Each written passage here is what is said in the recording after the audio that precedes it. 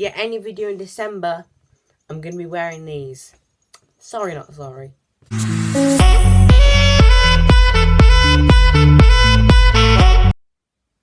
Hey guys, Clark the Geek here. Welcome back to a brand new video. Now this year, the Wallace and Gromit franchise turns 30. And many people have done some sort of tributes, like this beautiful mural in Bristol. And this amazing cheese sculpture of Wallace. So what I'm going to do is I'm going to rank all 5 Wallace and Gromit films from worst to best. So this is going to include A Grand Day Out, The Wrong Trousers, A Close Shave, A Matter of Life and Death, and the feature film Curse and the Were-Rabbit. So, let's get to it. So yeah, number 5, The Wrong Trousers. Now let me just preface this by saying I don't hate any of these. I think this is probably like an 8.5 out of 10, possibly a 9. But the reason why it's at last is, well, I had to take the last spot, and I don't have as much of an attachment to it as the other ones, but I still think it's a very good, well, a great short film. I think you get to, it's sort of like the first time you see more of the inventive sort of contraptions that Wallace and Gromit make. It's got some really fun, like, slapstick comedy and great writing in this as well. And I've got to say, the villain in this film is actually really good. That little penguin, like when that little bugger stares directly at the camera, it is chilling. And he's got like the glove as sometimes like a robbery sort of mask. It is very good, and he is very creepy and unsettling. But I just don't have as much an attachment, and some had to come last, but I don't hate it. I still love it. So yeah, number 4 is A Matter of Life or Death. First of all, it's got a really clever title. You know, considering it's to do with a bakery and it is sort of a murder mystery sort of story.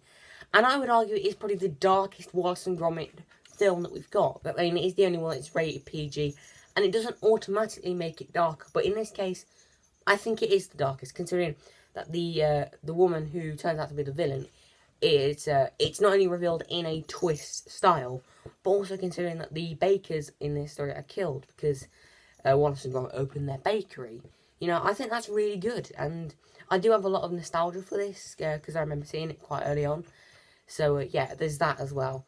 But I do think it's a really nice little murder mystery story, and an interesting sort of way to take the Wallace and Gromit films. And it is a shame that nothing came after, but still, I gotta love it. So, yeah, A Close Shave, a very, very fantastic short film. I think the animation's obviously brilliant. The action sequences as well was very good. Like the like sort of chase at the end with the truck and Gromit in the plane and Wallace with the flock of sheep. You know, it's very climactic, and it did use like green screen, but it's still fine that they use green screen, because I don't know how on a pretty small budget back then they would have achieved like a plane and a truck chase with just animation, you know. And it is very well done. I also think the story is very good. The villain, the sort of bulldog, who turned out to be a cyborg, you know, very good twist. But he's a very good villain, pretty intimidating when you see him with Gromit. He's very clever, you know, when he sort of frames Gromit as being a sheep napper. That's pretty, you know, it's pretty clever how it's done. It's also the first time you see another human character outside of Wallace in the form of Wendeline, and the form of sort of a romance, and it's pretty well done. It's pretty funny, you know, and it is also notable for being the first ever appearance. Yeah, this is also a very notable thing in British culture, I guess, that it is the first ever appearance of Shaun the Sheep, and he's an icon as much as Wallace and Gromit, in my opinion, and you know, so it's very notable for that, and I've got to give it extra points for that. But this is just a really fun, energetic romp from start to end, and I just love it. So yeah, coming at number 2 on the list is Wallace and Gromit's cinematic debut, and their only cinematic outing. Let's not get too depressed. So, the plot of the film is about Wallace and Gromit with their pest control, kidnapping, well, not kidnapping rabbits, but taking care of rabbit pests and stuff. And through mind control and the moon and stuff like that, Wallace ends up turning into the Were-Rabbit, which, you know, sort of destroys all the vegetables around the time of the vegetable competition. Now, that plot just screams British comedy. It just is. You know, you could clearly imagine something like this being on something like Only Fools and Horses or Blackadder or comedies like that. But this works. I mean, and it is still quintessentially British. I mean, this film could have gone the easy Hollywood route, you know, replace a load of things, like replace Peter Sellers as Wallace, get a bunch of American actors not feeling like Wallace and Gromit, but it doesn't do that, unlike what DreamWorks requested it to do. Now, you've got Peter Sellers doing the voice, you've also got other British actors like Hannah Bottom Carter, Ralph Fiennes, who also do a fantastic job. And it's just pure Wallace and Gromit on the big screen. It must have been mind-blowing at the time, and it still is brilliant to this day. It's just perfect story, perfect animation, great characters. It's just magnificent, but not my absolute favourite.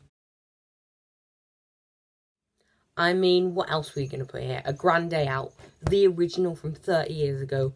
It's what started it all, you know.